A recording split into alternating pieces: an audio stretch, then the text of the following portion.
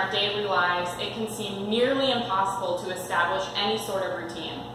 But people are creatures of habit, whether we like it or not, and these disruptions in our normal lives can cause immense amounts of stress. And this is harmful to both the mind and body. Taking the time to get into a new groove by establishing new routines can relieve stress and promote wellness, because these routines provide structure and organization, and they often give us a sense of purpose too. Consider creating a meal planning routine. Meal planning is an early step in meal prep, and it's something you've probably heard of. To get started, set aside a dedicated time every week to plan out all of your meals. This makes grocery shopping really easy too, because you'll know all the ingredients you need for the week. Now, our meal prep suggestion for now is a little bit different than others you've probably heard about before, where you're tasked with making all of your meals for the week at once. We're suggesting, instead of making them all at once, save time for cooking every day. This gives you some tasks to accomplish daily, and it provides that organization and structure and purpose that you're looking for. Another thing to consider when planning meals is cross-utilization. This means making multiple recipes with some of the same ingredients. This helps control cost and food waste, which makes it perfect for somebody cooking for one or two. Today, we'll provide an example of meal planning using cross-utilization. We're going to make 3 of our Healthy Habits recipes: vegetable and rice soup, black beans and rice, and sweet potato black bean burgers. Before I even picked my recipes though, I went through all of the ingredients that we already had on hand. Shopping at home first not only can provide inspiration for your recipes, but it saves you from buying ingredients that you may have tucked somewhere in a cupboard that you forgot about. Now, all 3 of our recipes today contain brown rice and beans, because we had a lot of those stockpiled up. Now, because these are in all 3 recipes, we do suggest prepping those 2 items in bulk for the week. Brown rice is good in the fridge for about 4 to 5 days, so you can easily make a big batch, use it throughout the week. Or you can store it in individual portions in the freezer for up to 2 months. So we'll get started with our soup. Now, for our soup today, we'll be using canned vegetables, but soups are a really great way to use up any veggies you may have hidden in the fridge, sitting in the freezer, anything that you need to use up. So we're going to go ahead. I've got my water boiling already. I'm going to add in the rest of my ingredients, my mixed vegetables, my beans, my half a can of corn, my rice. Now, it doesn't seem like a lot of rice for the amount of soup, but the rice is going to absorb a lot of this liquid and really puff up to give our soup a nice bulk. And then all of our seasonings in here. So give that a nice stir. Get that going. We're going to let that come to a boil and then reduce it to a simmer for about 30 minutes, just to let those flavors really develop and the rice to absorb some of that liquid. This soup makes about 4 servings, but you can store it in a portion in the freezer for about 2 to 3 months for a quick last-minute meal.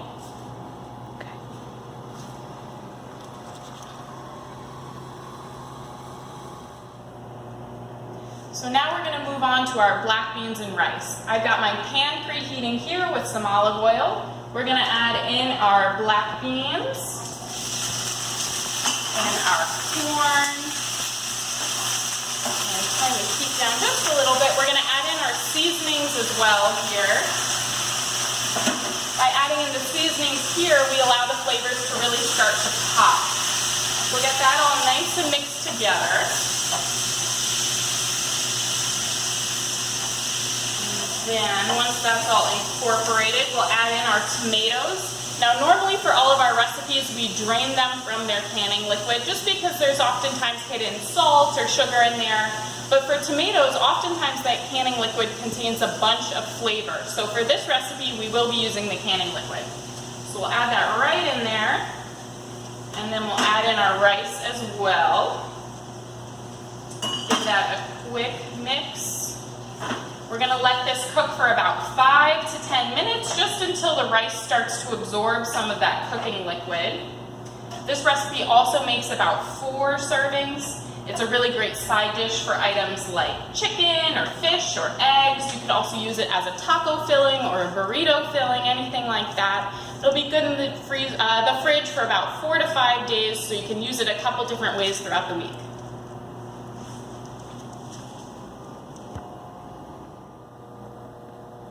Lastly, we're going to make our sweet potato black bean burgers.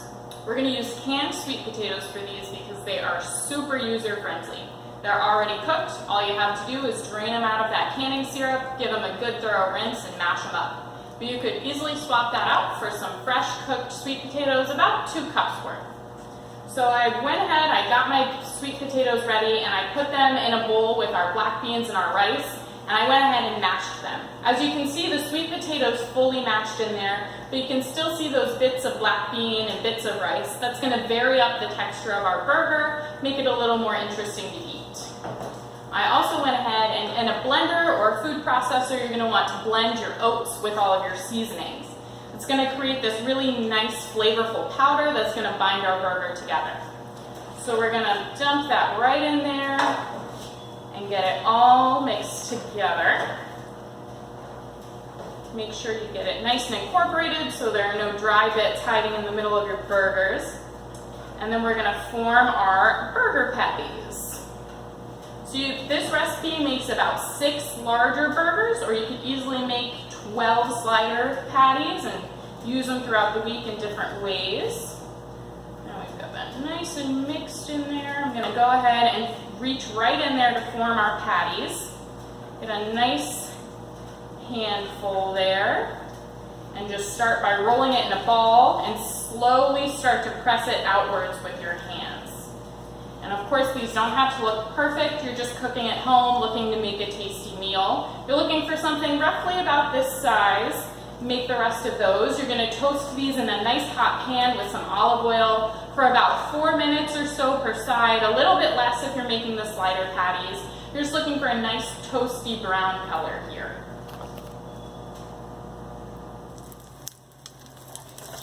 Go ahead and get right under there and flip this guy over. That's the toasty brown color you're looking for. Give that another 4 minutes on the other side, and then we're ready to go.